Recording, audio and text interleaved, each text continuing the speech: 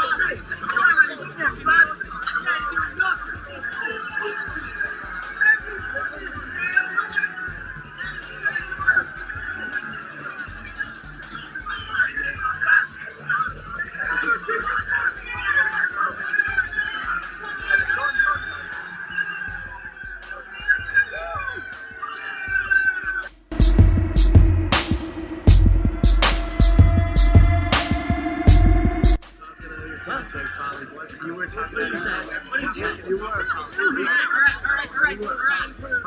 I told you when you came. Relax. What are you saying? What are you saying? There's no don't you know? Relax. Did you bring your balls? Did you bring your balls? Remember, did you bring your balls? Get over it. Did you bring your balls? Did you bring your balls? All sparring. Remember what I said? When you quit like a bitch, I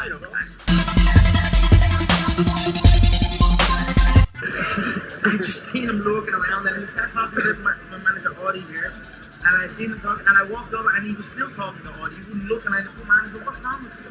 What's up with you? Like he was starting to use the picture, and I was like, mate, get over it. You look stupid. You got your last one done, get over it. Looks like he was just complaining. He was different play around. I actually jumped on. I think he was trying to get over it. Well, the situation was the knockdown. That was the thing, right? They sent it out. There you go. There's the fucking knockdown. So whatever. It's an amusing part of the story.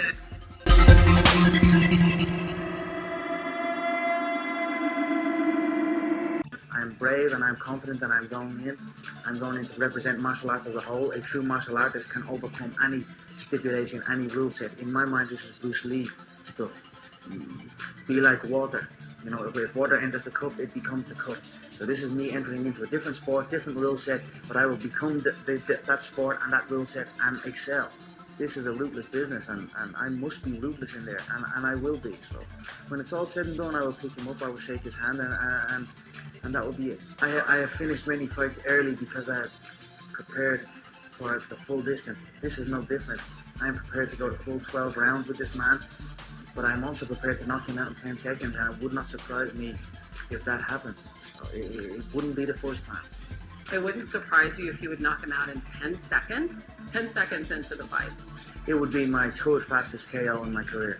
And you think that's a realistic possibility? I believe so. Size, reach, power, precision, all in my favor.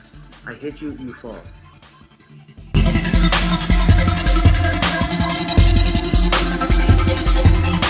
How I heard about the fight being signed, like really 100% signed, was as usual a short enough message from Conor, and he just said the man has made a grave error.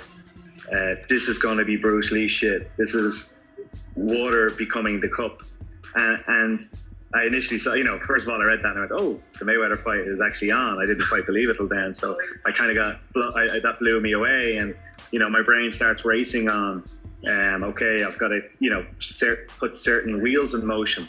But I don't think it was till a couple of weeks later, or maybe days later, that I kind of read it again, and I realized what he was saying about the Bruce Lee water quote, that the rule set might change, but and strategy will change, but the fundamentals remain the same. This is something my own coach has told me a long time ago, Matt Thornton, that if you take an MMA fighter and you put him in a kickboxing match or a wrestling match or a self-defense situation, the rules of engagement certainly change, and that will affect your strategy. But the fundamentals of the timing, of distance, of range, of how to hit hard, different striking techniques, they will remain the same. Okay, the rules are, you know, the Queensberry Mark rules of boxing, as you say, but it's yeah, we're going in to do something a little bit different than what's failed 49 times.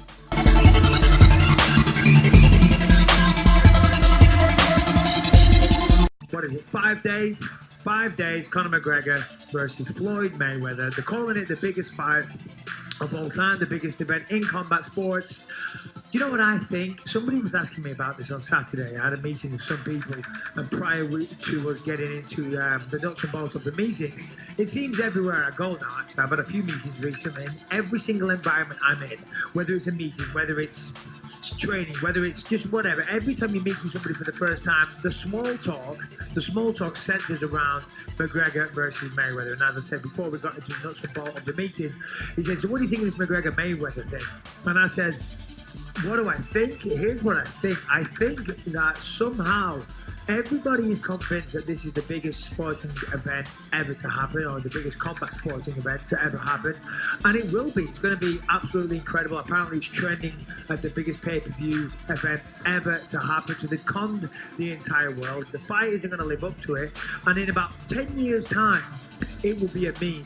It will be a joke. People will say, Jesus Christ, remember the time that McGregor and Mayweather had everybody thinking that this was the biggest sporting event of all time? You know what I mean? I mean, I'm trying to think of a comparison, but yeah, I don't know.